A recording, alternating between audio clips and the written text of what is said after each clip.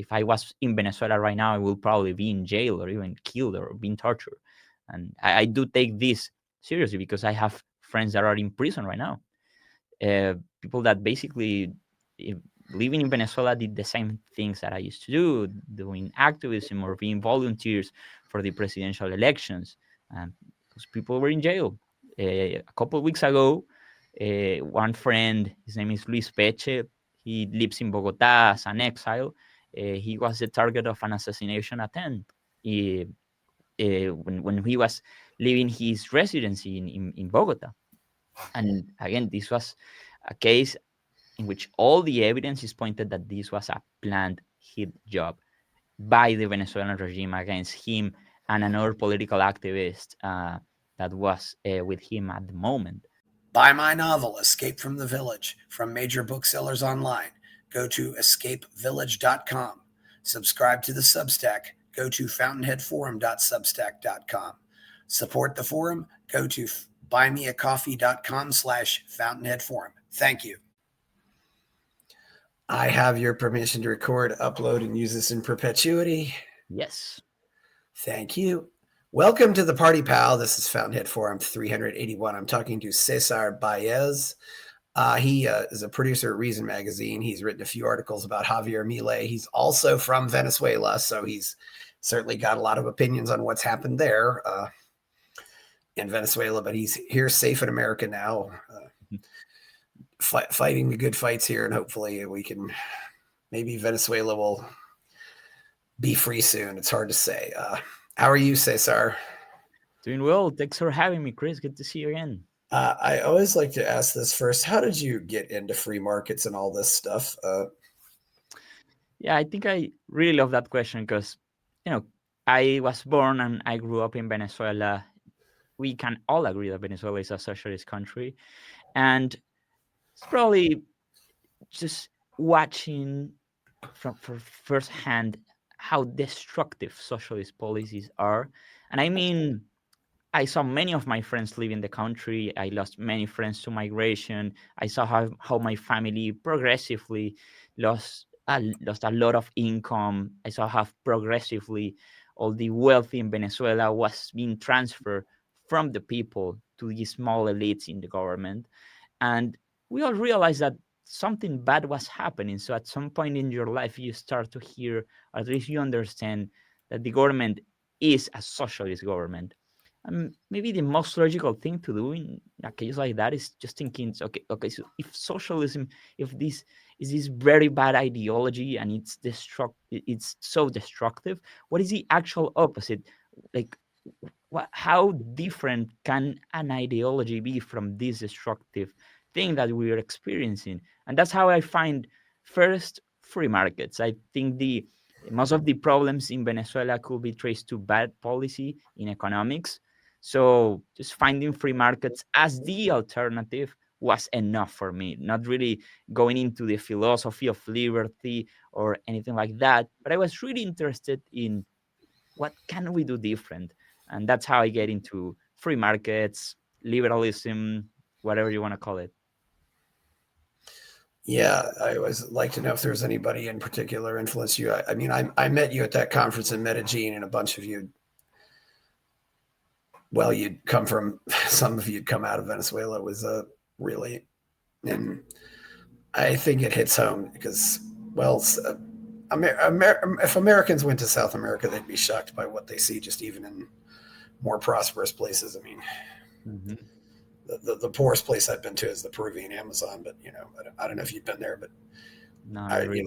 Seeing some of the places on the outsides of Medellin and Bogota, where certainly you really see what poverty looks like. So you've been following Javier Milei for a while. You worked on this documentary, and what can you say so far about this currency swap that he's doing?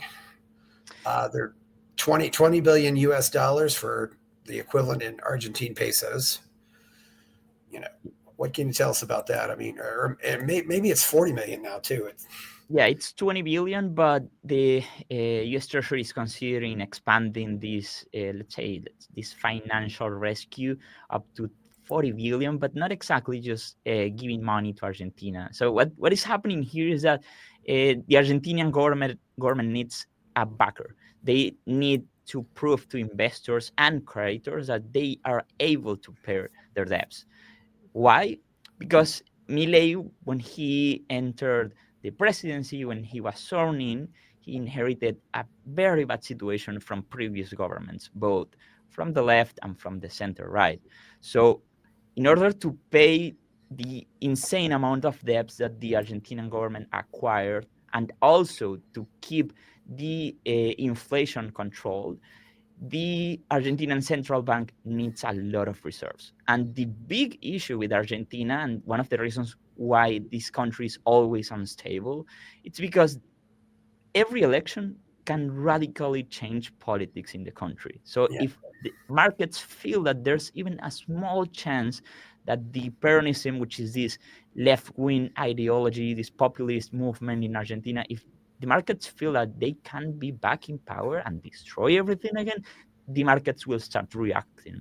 So that's something that is happening right now. Right now in Argentina, it's not like the country is in default or anything like that, but Milei secured a really good deal that I don't think they're going to uh, invest those $20 billion in anything specifically. They just need the financial backing to avoid a bigger financial crisis, in my opinion, fabricated by the opposition that is to be in power.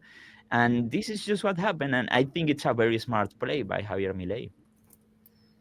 Yeah, this is true. I mean, investors like predictability. They don't like volatility. And we're as we're recording this, we're 2 days after Milei's 55th birthday, and we're 2 days before the midterm elections, and nobody really knows how they're going to go. And that's why I think a lot of people are on edge right now. They After the election, they'll at least feel like they have 2 years of certainty. And when you don't have that certainty, you can't plan long term, and because you don't know, Mhm. because all these regulations come down to you plan to construct a building, and then one of the materials in that building is made illegal halfway through. It's just Yeah, it's like, yeah, imagine this scenario. You're trying to build a budget for whatever, and you have a series of items, and you go to different places, different stores, and you're inquiring for prices. But every store you visit will tell you, hey, this price is only valid for 24 hours. So if you don't make the purchase now, the price tomorrow might be different, or for sure will be different. So it's impossible to plan, it's impossible to invest.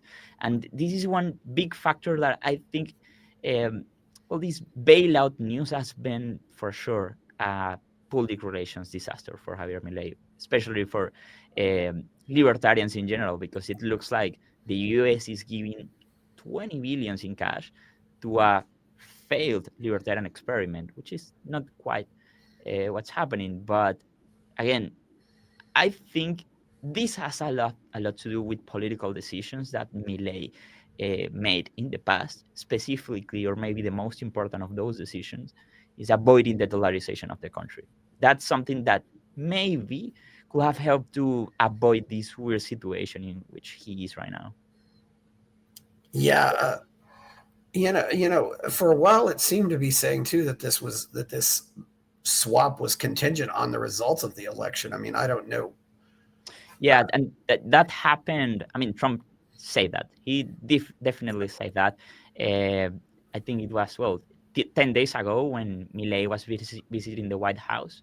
And there's a double issue here. First, it looks like Trump was not really sure about what kind of election this upcoming election is, because he was talking in a way that he's like, he maybe thought that that's going to be a presidential election and not midterms, because he said, I mean, Trump said that Milei has done a fantastic job over the last 4 years, but Milei has been president for only 2 years.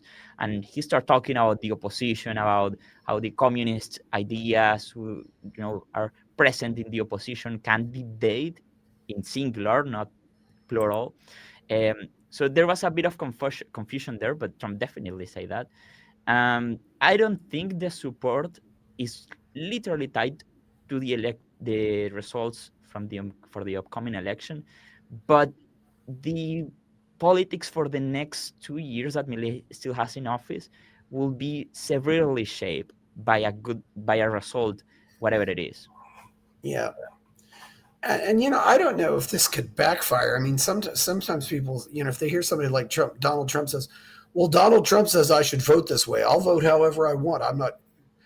I mean, I don't know if that could produce a backfire or not. I mean, and of course, it feeds also these people say, "Well, the Yankees want to control our country." I mean, what can you say about that? Because it's you've certainly seen Venezuelan politicians play that card. Yeah, I would say it's definitely politically convenient for the opposition because that's pretty much their argument. Trying to watch closely Argentinian media, obviously. I'm not the biggest fan of Javier Milei, so I really like to hear the voices from the opposition as well. And the argument that they're trying to make for the people in Argentina is basically Milei sold us out. He sold the country to the US, and now we are in debt. Uh,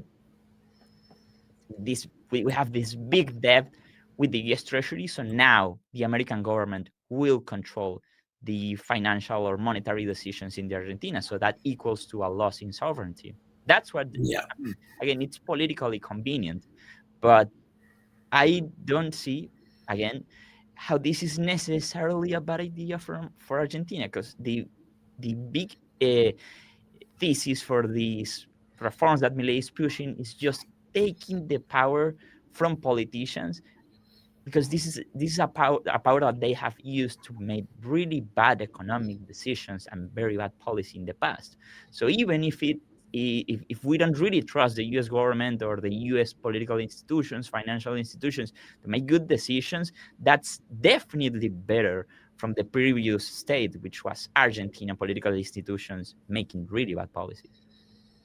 Well, he's cut so many regulations already and fired and gotten people out of there, and people have quit. So I think that's certainly he's certainly moving in the right direction, Mhm.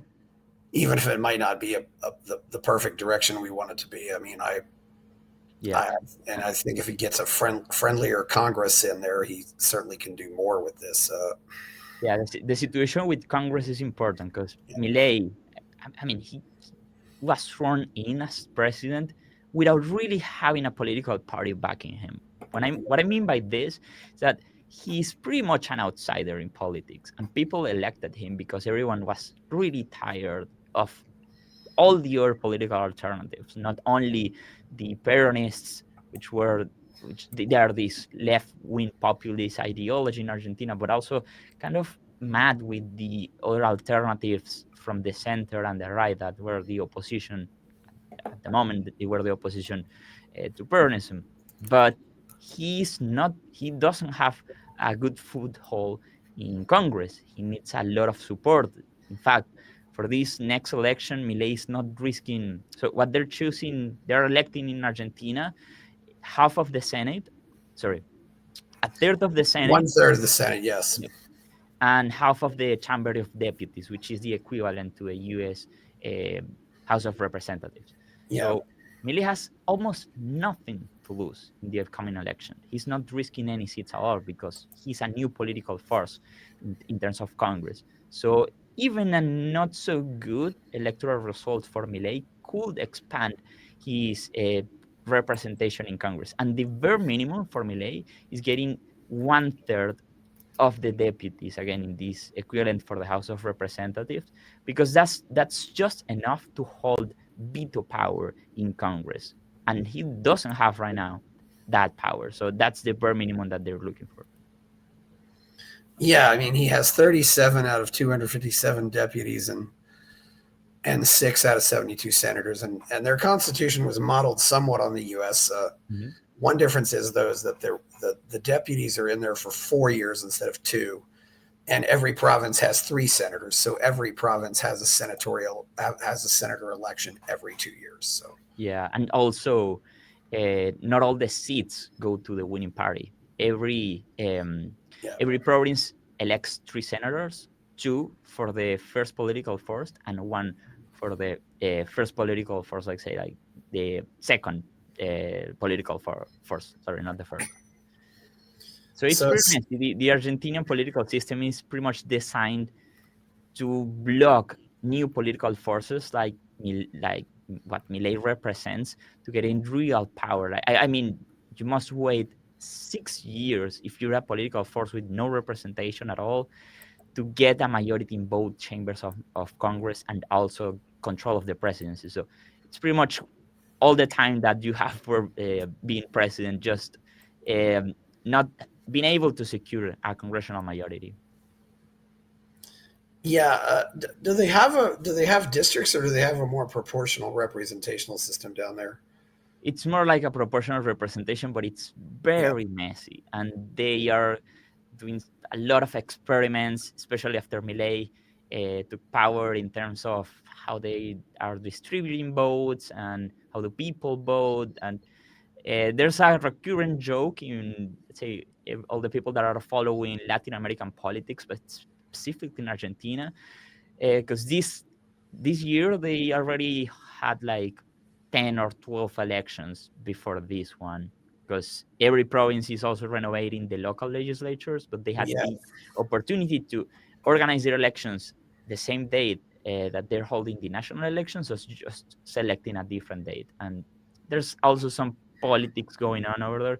But I just want to say that the Argentina political system and the electoral system is really messy. Yeah, it is somewhat. Yeah, there's some. I've often said that with election day should be on one day every year, and here in America it's well, it's the first Tuesday after the first Monday, but of November, and that works. It seems like people have these other elections just because they want to play games. But Yeah. one thing it does have is there is a what at least looks like a competitive multi-party system, which would be a vast improvement over what we have here. Yeah, but I think that is part of reality right now. But Argentina, I mean, at least in my own projection, is eh, going in the direction of a bi-party, dual-party system, and it should be this alternative that Milei represents, which is pretty much anti-Peronism.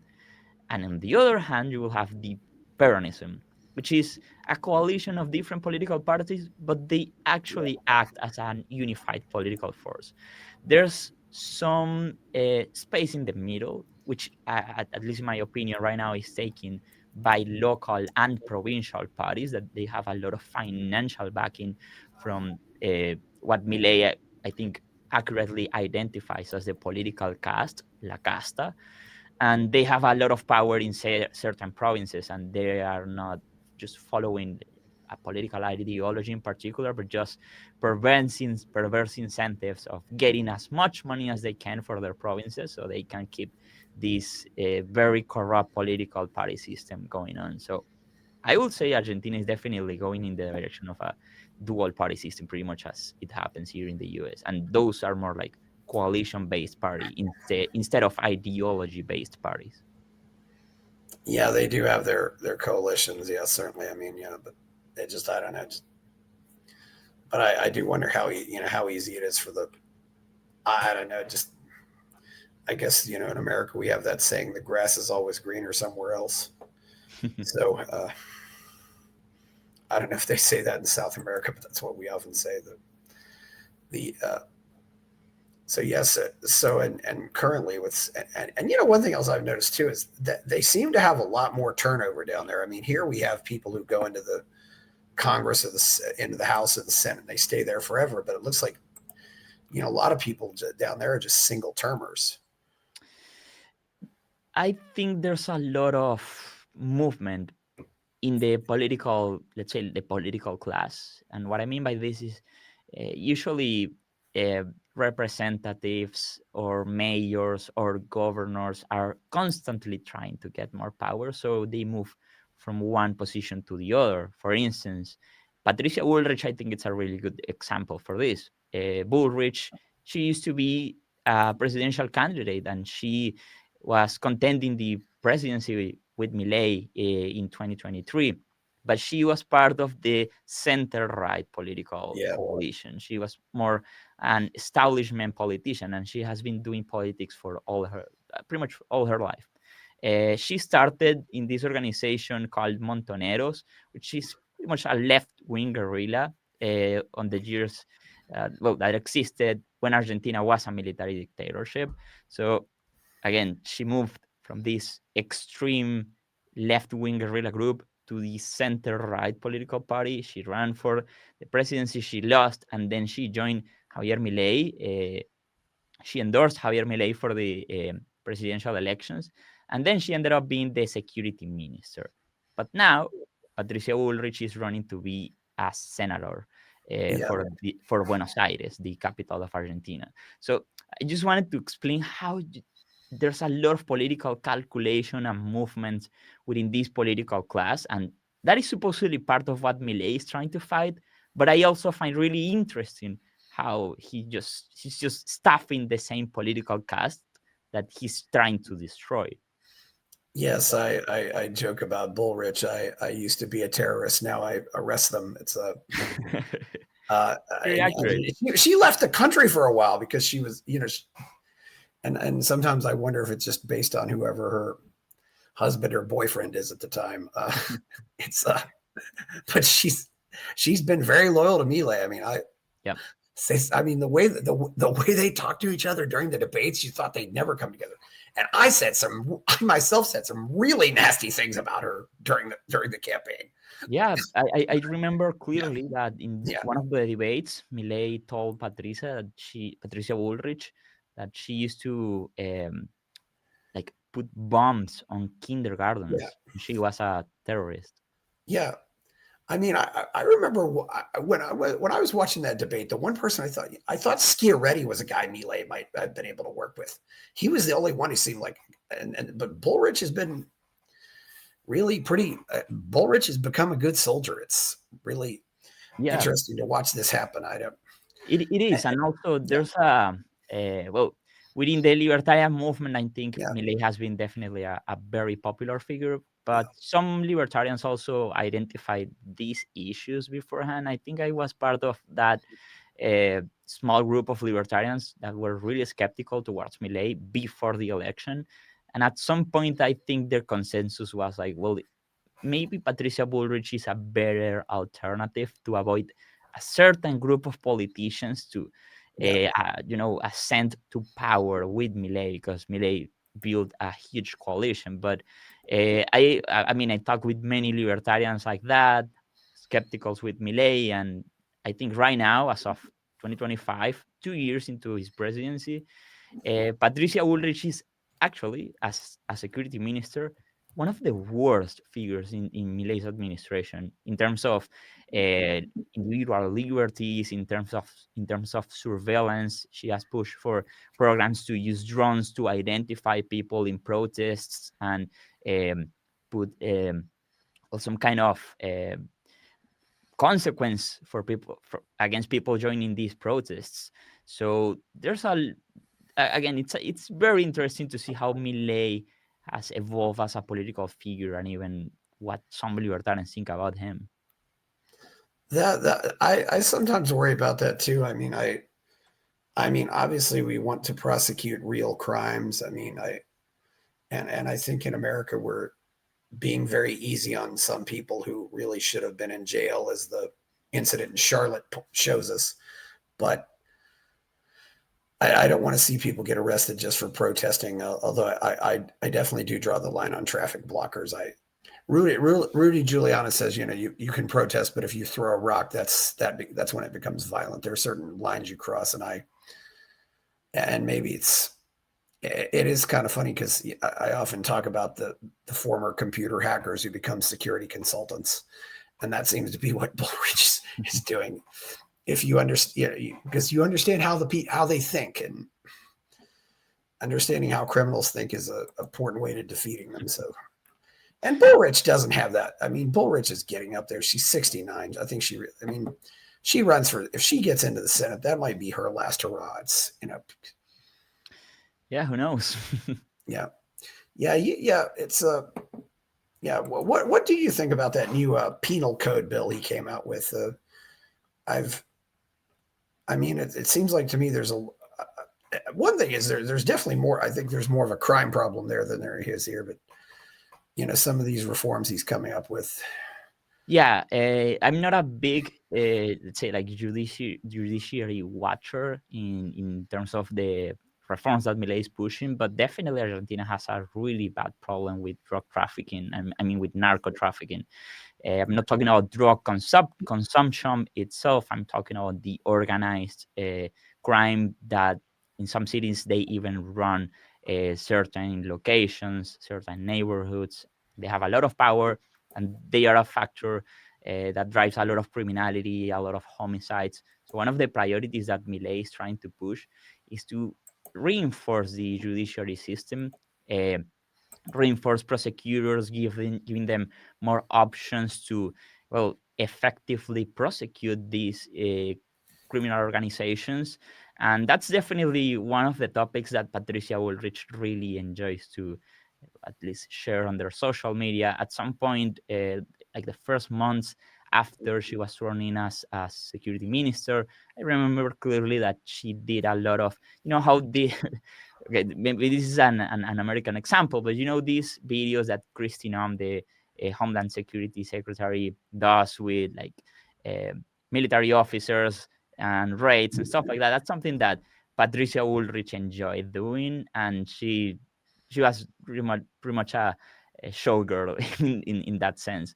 But yeah, definitely one of the lesser, I say one of the things that people are not really paying attention, because all the big headlines have something to do with the economy, but the social problems that the Milei administration is fighting, I think they're also pretty important, and maybe uh, this reform can help Milei to handle those problems as well, not the economy as an issue.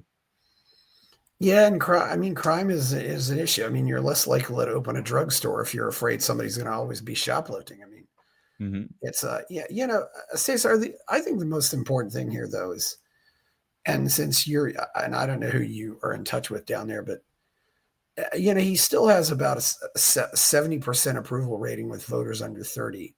Hmm. Ayn Rand often said you have to, do a philosophical re-education before getting involved with politics. But do you think that's happening? And do you think maybe that's not just happening in Argentina, but all over South America?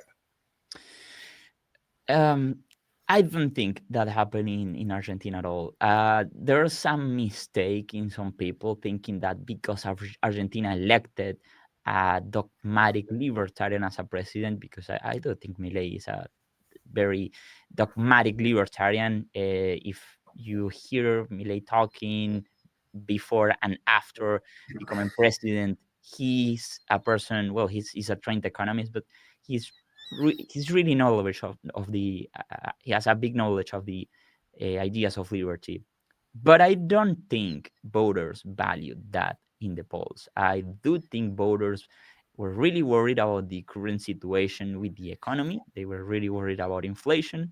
They didn't trust the Peronists to fix the problems. They were in power and they basically made the problems even worse. But they also did not trust the establishment opposition, because they also were in power with Mauricio Macri after 2015. And again, most of these problems were not solved at all. So I think people really did a rage voting that helped Milei, an outsider with a, let's say, like ideology that was not necessarily mainstream in Argentina, to get in power.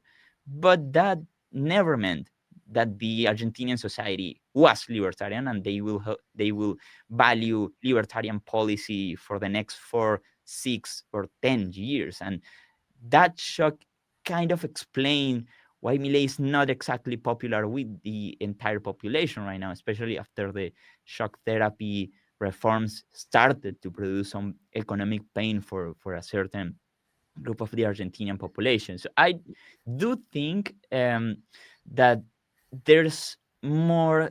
It's really hard for the Peronism, again, the left wing populists in Argentina, to make a convincing argument for society, because everyone remembers how bad were Peronists in power. But again, people are not exactly following how Milei economic reforms are making the country better. Although I must say, Milei has all the evidence on his side, and he can prove how the economy is maybe not in the ideal situation, but it's way better than the projection that they had before with the Peronism.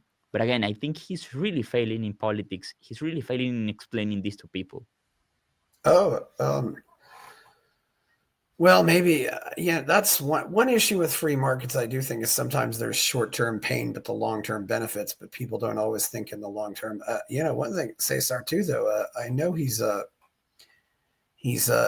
and I know it's mutual. He's very popular with the Venezuelan migrants down there, and are a lot more Venezuelans going down there. And Yeah, I've seen him holding Argentina. a Venezuelan flag on at least one occasion. Definitely. I don't have the data with me right now, but I will bet that if you can measure the Venezuelan immigrants voting in Yeah, Argentina, they will disproportionately support Milei or Milei's candidates in local elections. Or, I mean, uh, Venezuelans who held dual citizenship and are also citizens of Argentina. But for a more, let's say, like a more cultural perspective, Argentina is one of the few countries in the world that is really open to migration, again, as a social phenomenon. Uh, Many countries help Venezuelans over the last 10 years to get legal status, to get employment authorization documents, basically to flee from the tyranny that the socialist regime of Nicolas Maduro imposed in the country. But over the last 5 or 4 years, that situation is really evolving to the actual opposite. Many countries closed their doors to Venezuelan migrants. They made it impossible to get legal status. Well, we're seeing what's happening here in the US. Uh, Hundreds of thousands of Venezuelan immigrants here are risking their legal status. I'm talking about yeah, people that came here asking for political asylum, people that are actively working, not criminals or anything like that. Really good people are starting to leave the US, which for me is insane because the US is this idea of freedom from oppression and a safe haven for the exiles of these disastrous political regimes. But that's kind of happening right now. People do not see the US as a safe haven anymore. But just to close that idea, Argentina is still very open to Venezuelan migration. And if you're a Venezuelan exile living in Argentina, and you take a look at the opposition, the Peronism, and you see that they are still trying to help Nicolas Maduro, an indicted narco trafficker that is responsible for human rights violations, for crimes against humanity being investigated by the International Criminal Court. It's pretty easy to make that choice, even if you don't care about Milei's economic policies. But the opposite is just so awful and not welcoming for Venezuelan migrants that, yeah, they love Milei. yeah, and of course there isn't the language barrier that Venezuelans get when they come here. If Mhm. they go to Chile or Peru or Mexico or Bolivia, and Cesar, I know I repeat this over and over. It's very important that the Venezuelans go to these countries and teach all of them to play baseball. Yeah. Again, there are many, Yeah, I would say, similarities between Venezuela and the US that I don't think many people realize. We're obviously radically yeah, different countries in many ways, but also the influence that the US has in Venezuelan culture over the past century, I'd say. It's something that many people really overlook. yeah. Well, before all this went down, one thing people forget is you can take the smaller planes down to Colombia. To go to Buenos Aires, I have to get on a jumbo jet.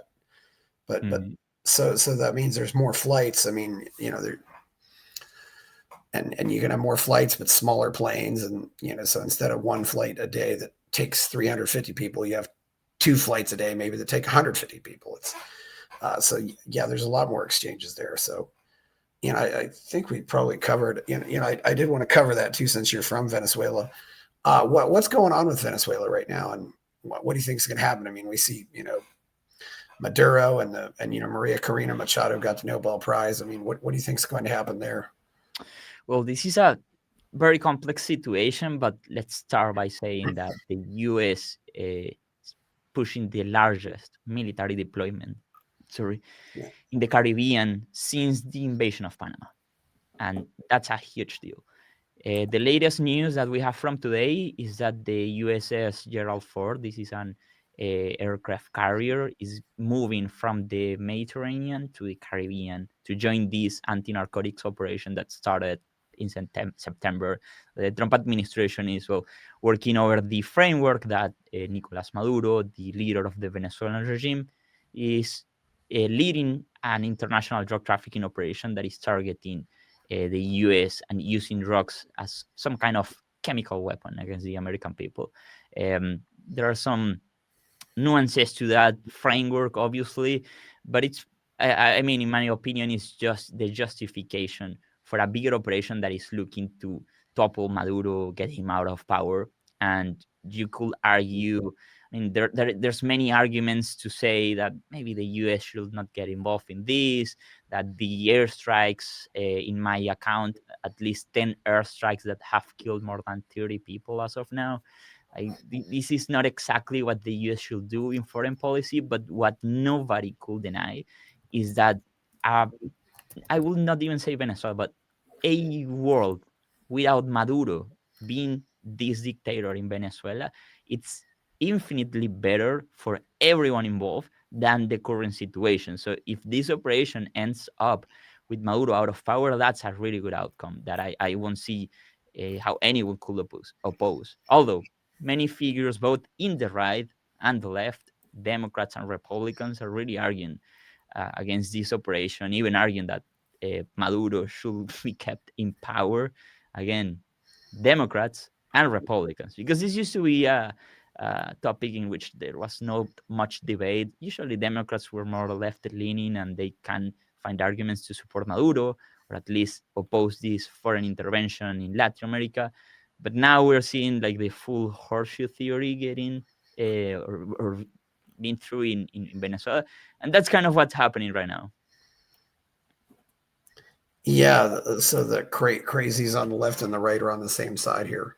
Yeah, and there is a lot of overlap between drug trafficking and the communists. Is that true? Can you tell us something about that?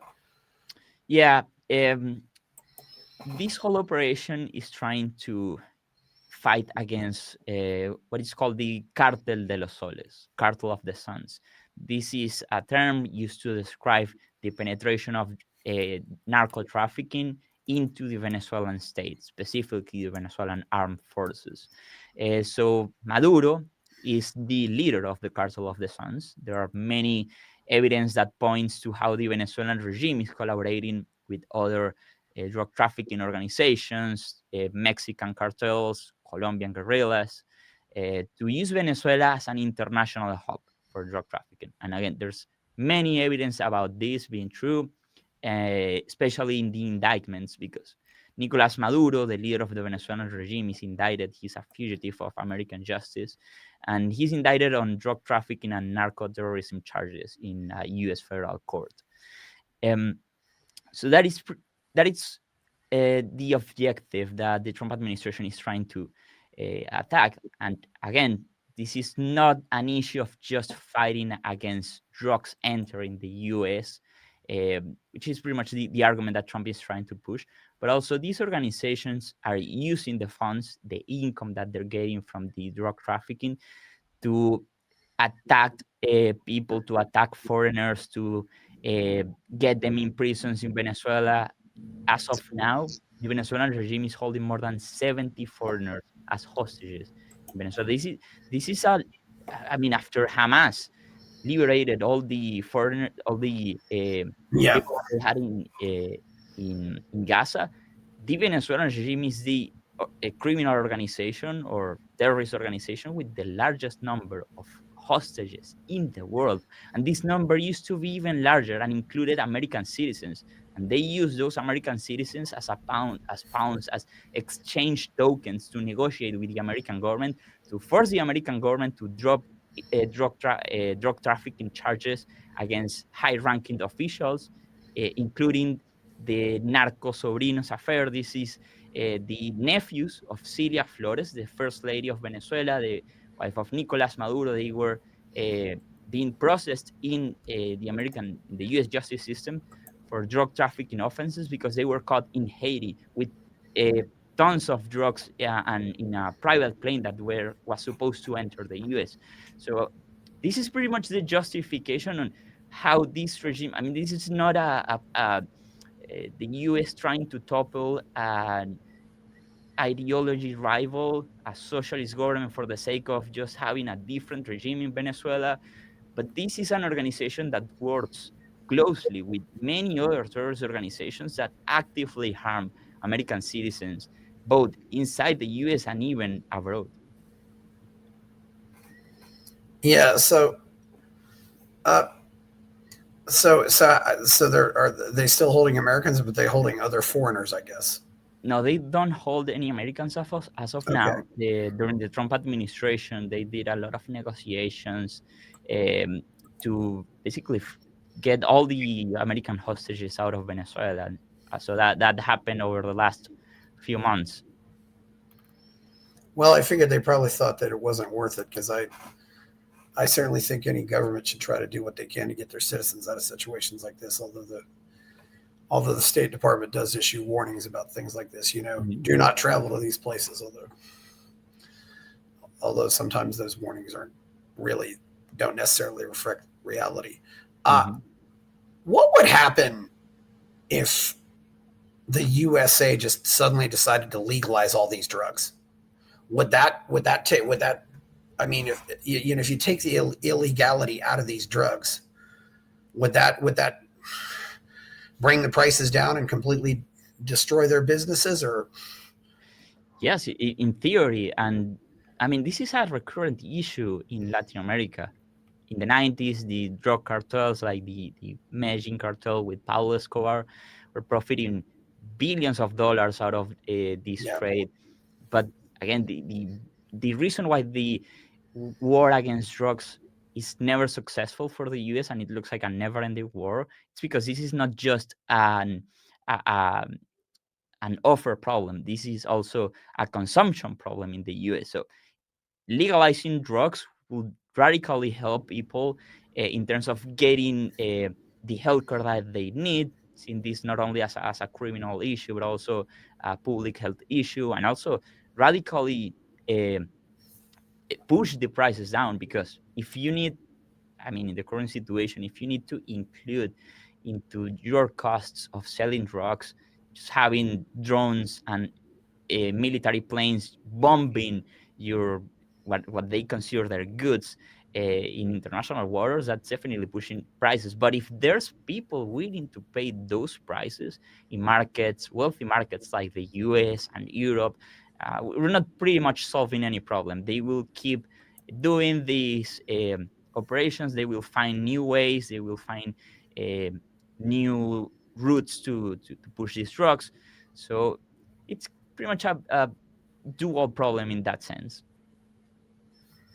yeah, and of course these other countries may keep them illegal too. So, but I assume what, and of course some of these groups are connected to FARC in Colombia and some other Mhm. groups.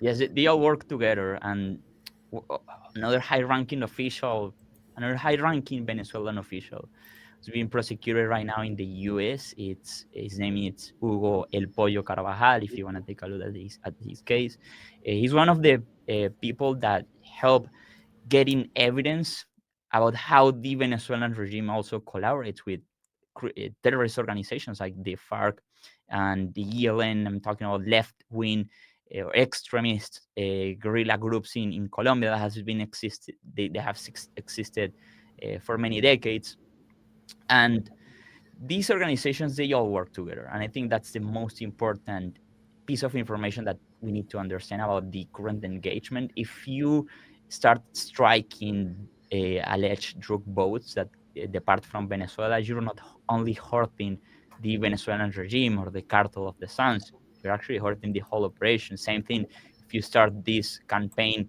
in the Pacific, which seems to be the larger route for these narco trafficking organizations that are trying to get drugs into the US, you're not hurting just one organization, you're hurting the whole business. They all work together, and the tool that they find to be really effective is just division of labor, and the Venezuelan regime is responsible for a lot of logistical operations. Because just think about this: like, one of the biggest dreams of Pablo Escobar when he was the leader of the Medellin cartel was getting into politics. He really wanted to be the president of Colombia because he knew that if you have all the infrastructure of the state, if you have the support of the military, if you can directly corrupt judges, if you can change the political institutions in your favor, you will get an immense amount of power. So Pablo Escobar's biggest dream is what is actually happening in Venezuela, and that's why I think this operation is, at least from this moral point of view, totally justified. Yeah, and what often happens is once you say you become president, your henchmen end up becoming part of the government, so to speak. And it's Mhm. almost like because your cartel is kind of a government in itself or a state in itself, and it operates that way. So you just take over. I mean, uh, so yeah. One thing I do have to ask though, let's say the U.S. does go in and overthrow it. I mean, will the ideas come back? Because I mean, I mean, I'm thinking about what happened in Chile 50 years ago with Pinochet and privatizing all this stuff, and then it goes 20 or 30 years, and then already it looks like the Marxists are possibly coming back to take over again. So is it just going to be this case where things go democratic and capitalist, and then they elect Marxists again? I mean, it seems like an endless cycle here. Yeah, I mean that's a risk, but that's also the price of freedom. Like, you can lose your freedom in one generation. That could happen in any country. That Yeah. could happen even here in the US. Um, so what I will say, it's different about Venezuela is that after what 26 years of socialism in the country, everyone understands what kind of policies don't work. Everyone understands that you do not want a government-owned grocery store because those don't work. You won't find any food, even if you are a millionaire with a lot of money. We went through that, and everyone understood it. So it was very painful, but I think the Venezuelan society now rejects socialist ideas. There's one anecdote that I really like. When Maria Corina Machado, the leader of the Venezuelan opposition, was campaigning for the presidential elections that Venezuela held in 2024, she she's a capitalist. She's a promoter of free market ideals since she entered politics, and she's very open about this. Beforehand, Chavez used to say that being rich is evil, that no one should want to be rich, that's inhumane, and people cheered Chavez when he was a very popular political figure in the country. People were really engaging with socialist ideas. People hated the wealthy. People hated the successful entrepreneurs. That was a reality in Venezuela. But when Maria Corina was campaigning in the streets of Venezuela, and I'm not talking about wealthy neighborhoods in Caracas, I'm not talking about her in an auditorium with the elites or educated elites or anything like that. I'm talking about Maria Corina in remote towns in Venezuela saying, you know what? Chavez used to say that being rich is inhumane, but I do think that being rich is good, and we all should be rich. But the government is blocking everyone from being wealthy. They're blocking you from producing and getting money and spend your money on whatever you want. And people share those ideas. So I think there's not only a political um, change in Venezuela, but also people really understood that the socialist ideas failed miserably, and we do not want to go back. What I think will be different from Chile is the fact that free market reforms in Chile were imposed by a military dictatorship, a ruthless military dictatorship that violated human rights, that executed dissidents, that prosecuted the opposition. So that was really bad, and people have a painful reminder of how authoritarians could act against their own society.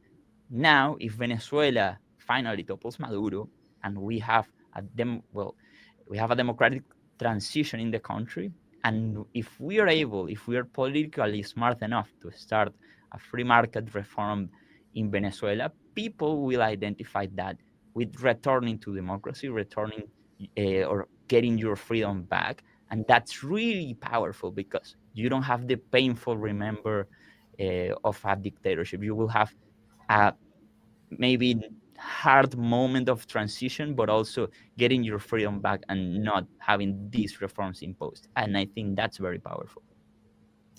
Yeah, that's true. I mean, Maria Corina Machado won the Nobel Prize recently. I did find it Mhm. rather odd when she says, "I'd rather give this to Donald Trump." I don't really know what her reasoning was behind that, but I think that was uh, politically smart because right now her movement pretty much depends on the US, and the president of the United States is Donald Trump. You cannot change that. Also, Trump started this weird campaign about the Nobel Peace Prize. He really thought that for some reason he deserved that prize, and I think Maria Corina is just playing along. Like the Nobel Peace Prize doesn't matter at all if Venezuela is still a dictatorship, yeah, and she understands that. So she just prefers saying, "Yeah, Trump, you know what? You deserve this prize. If it was my decision, I will give it to you, and whatever. But let's just keep focus on getting out of power and getting all the coordination that we need to do that." So I think that was pretty smart, at least politically. You can argue about that from a moral perspective, but it was useful. It was helpful for him, for her. yes. And what I naturally wonder about too, having seen the Berlin Wall come down, I often wonder how many Berlin walls will have to be built and torn down before these ideas go away. But I do worry that the main promoters of all these ideas, and at least in America, are the college professors. What's the situation down there too? Because You mean in Venezuela? yeah, in Venezuela or just all over South America, it seems like that. I don't know if they're as bad as they are here, but they're just all promoting all this, you know, communism and Marxism because that's what it's all about for them. It seems. Yeah, it varies a lot from country to country. Talking about Argentina again, I think Argentina is a really interesting example because the political parties, at least let's say the left wing parties in Argentina, tend to be staffed by the political elites. I mean the intellectual elites as well. And Milei, being an outsider and being a libertarian and doing all these big reforms, is not getting necessarily all the support from the elites or the wealthy people, but also from working class people. And I do think, and there's some data about this, the working class people are really with Milei. The opposition is getting Yeah. a lot of support from the middle class because politically Milei tried to Mhm.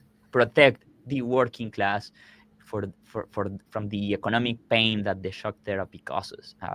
The middle class, in some analysis, disproportionately were hit by these reforms. So it varies a lot from country to country, but something that happens in almost every example that you can think of is that, yeah, it's usually the wealthy, the uh, well trained, the elite that went to study abroad and came back to their countries. They're usually the promoters of central planning, of price controls, of Yeah. socialism.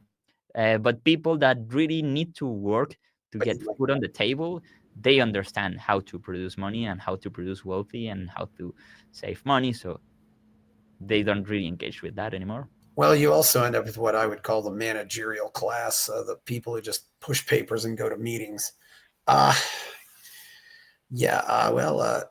I did show you that article about how some people had fled Eastern Europe and the communist countries, and then there was a case where their kids were now campaigning for Mondani in New York, and I just wanted to get your take on that. I mean, you're a younger guy, but if you have 20 something kids, what would you think if your kids were out campaigning for somebody who was like Hugo Chavez before he took over? I mean, First of all, I would think that I failed as a parent because um, I think history and tradition and knowing where your family comes from, and having at least some knowledge about family's history is important for every person. But my life has been particularly shaped by this regime. And I'm not just saying about my personal situation. I had to leave Venezuela basically because of the lack of freedom, because of prosecution, because, and I will say this with total responsibility. If I was in Venezuela right now, I will probably be in jail or even killed or being tortured.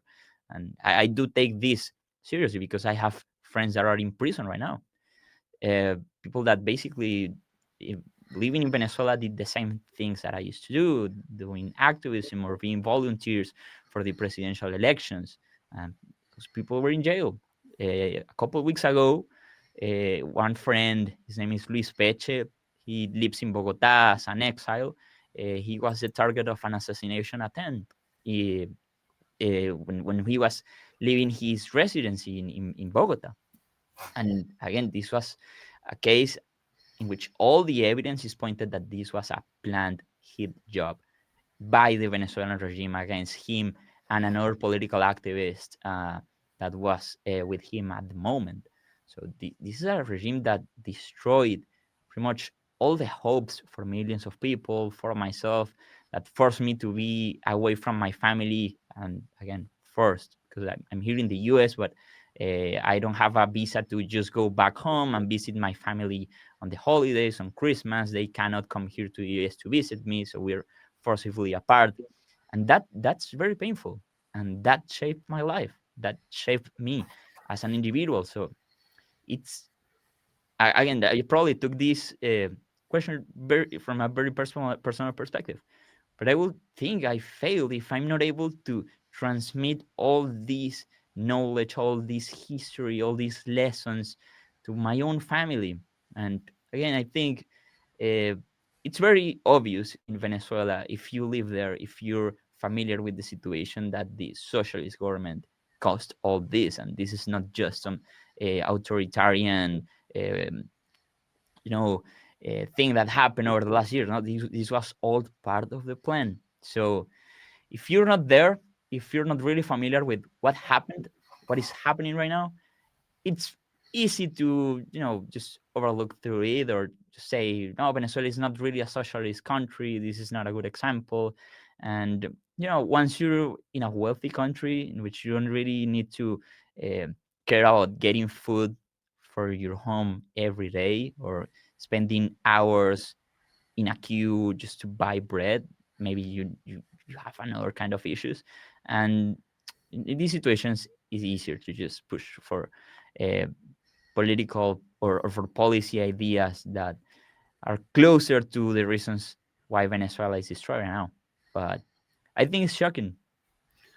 Yes, I remember, one person in Medellin, just needed to buy glasses there because he couldn't get them in Venezuela. It was, yeah, you all, I really, yeah, you all are such heroes. And I get so upset when I hear all the rhetoric against immigrants in this country. It's, because it takes so much to just get up and go to another country. I mean, you know, it, it, it's a big deal just that first time you get up and leave your mom and dad's house. It's hard, and to go 1,000 miles away, or in your case 5,000 miles away, it's a big deal. It's And you have no idea what will happen next. I mean, it's different if you're leaving your parents' house to go to college in another state, and well, I'll be back for Thanksgiving or whatever. I will be visiting constantly. They will visit me. But when a migrant leaves Venezuela, most of them don't have any plans. They don't really know what they will do in the country that they're moving to. They don't know if they're gonna get a good job. They don't know if they can go to college at all. It's a lot of uncertainty. And what I think it's also really painful is the fact that this is not new for the US. The US historically has helped people in the exact same position to fled a tragedy, to fled disaster, and adapt and incorporate to America. And I think that's the single most powerful thing about the US as a nation, um, the capacity of basically absorbing people from anywhere and having all the population, or at least the majority of the population, working for the same goals within the same rules, and starting or at least promote this love for the idea of what America is. And I think it's really painful that it looks like right now, I don't know if that's over, but at least it's definitely in danger. It is in danger. Yeah. Well, thanks for coming on. Where can we find you out there? Well, I'm on pretty much all the social media as César Báez. See, uh, Yeah. but I'm really active in X. It's probably the one that I like to use Oh the most, yeah. Well, please and like this. also visit reason.com. Yeah, please like this show. Subscribe to the channel. Go buy my novel, Escape from the Village. Check out my Substack. People are giving me money at Buy Me a Coffee. Thank you, Cesar Baez. I'm Chris Baker. We're out. Buy my novel, Escape from the Village, from major booksellers online. Go to escapevillage.com. Subscribe to the Substack. Go to fountainheadforum.substack.com. Support the forum. Go to buymeacoffee.com/fountainheadforum. Thank you.